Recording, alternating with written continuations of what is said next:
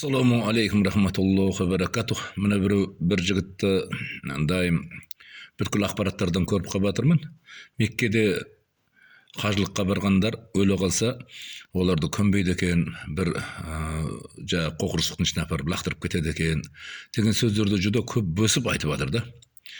Ул көрүп келген жок, Меккеге барган жок, ондай сөздүн не кереги бар айтып. Бул Аллах субханаллах тааланын динине жала жабуу, Аллах Таалага жала жабуу, пайгамбарыбыз Мухаммад саллаллаху алейхи ва салламга жала жабуу. Биз өзүбүз барып келдик кой, көрдүк. Мынау асырга жакындаган кездерде, асырдан кейін, асыр намаздан кейін, Меккеде кайтыс болгон, кажылыкта кайтыс болгон адамдардын көмүлөтүн жерине барып кайтамыз деп бизди апарган жигит сөөргө апарды. Сонда биз көрдүк 16 адам кайтыс болгон экен. 16 адамды электромобилге сабаган экөөдөн. Сөйтүп олардын агайындары мына бапты электромобилге бирге барган группаласпа агайындар минип алып, жагы адамдарды ак жууп, аралдап көмүп жатканын көрдүк. Бұл жігіт бөсіп жанындағы алдында отырған әйелге білесіз ғой, сояқта адамдардың көмілмейтінін, олардың қоқырсыққа лақтырып жіберетінін білесіз ғой десе, алдындағы әйелді білемін деп оны дұрыстап жатыр да сөзін. Ол әйелде бір барып келген сияқты да, Құдайға жала жабудан, Аллах Аллах Тааланың дініне жала жабудан қорқыңдар. Аллах Тааланың алдына барғанда жан түршігерлік азап болып қалмасын, осы Аллах Тааланың жолына жала жауып. Аллах Таала ол парыз қылғаннан кейін елдер барып жатыр. Ешкім ерігіп барып жатқан жоқ өрге. Аллах Таала парыз қылды, өрге барады. Ол да бір момындар үшін, Аллах Таалаға иман келтіргендер үшін үлкен бір ибадат.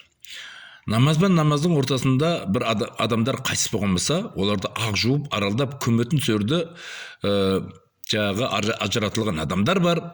Сол ажыратылған адамдар, сол қайтыс болған адамдарды қанша бір 16 адамды алып келді электромобильмен. Сонда 20 шақты электромобиль сөөрдө тур, сондай қайтыс болған адамдарды бейтке апарып беретін. Біз көрдік қой соны, өзіміздің көзімізбен көрдік. Не қыласың жала жауып, не қыласың? Мейлі басқа жаққа жала жапсаң, жала жаптыңда Аллах Аллах Тааланың дініне жала жауып, өзіңді жаратқан, өзіңді бардан жоқ қылған, және Аллах Тааланың алдына барасың. Соны да ұмытпағың. Аллах Таала Құран Кәрімде айтады, момындардың басына бір қиыншылық келсе, олар айтады дейді, біз Аллах Тааладан келгенбіз, Аллах Таалаға қайтамыз деп айтады дейді. Мені біздерде өлген адамдарды, хайуандарды өлді деп әркімге жариялайтын болса, пәленшенің жылқысы өліпті, пәленшенің сиыры өліпті, пәленшенің бұқасы өліпті деп жариялап атқан болса, хайуандарға өліпті деген сөздер айтылады. Ал адамдарға қайтыс болыпты деген сөз айтылады.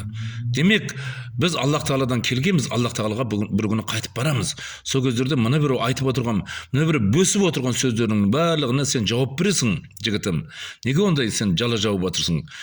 Сен көршіңді сондай жала жапсаң да келіп алып тұрып, басыңа таяқпен ұрып басың жарып кетер еді. Аллах Таала үстіңнен қарап тұр, жапқан жалаңды естіп тұр, көріп тұр. Сонда да бұл дүниеге жүргізіп қойған Аллах Таалаға шүкіршілік келтіргің да, Аллах Таалаға иман келтіргің сен. Қойғың өсек сөздеріңді айтпағың. Мейлі енді мұсылмандардың артынан өсек айтып атырғаныңдер, оған енді мейлі көніп келе берсек, енді Аллах Тааланың өзіне өсек айтып атсың. Пайғамбарымыз Мұхаммад саллаллаху алейхи ва салламға өсек айтып атырсың. Ол дұрыс емес нәрсе. Сондықтан мына атеисттер ғой бұны істеп отырған. Алдыңа отырғызып қойған қыз, екеуің тоба келдіріңдер. Аллах Тааладан кешірім сұраңдар, тобаларыңа келіңдер.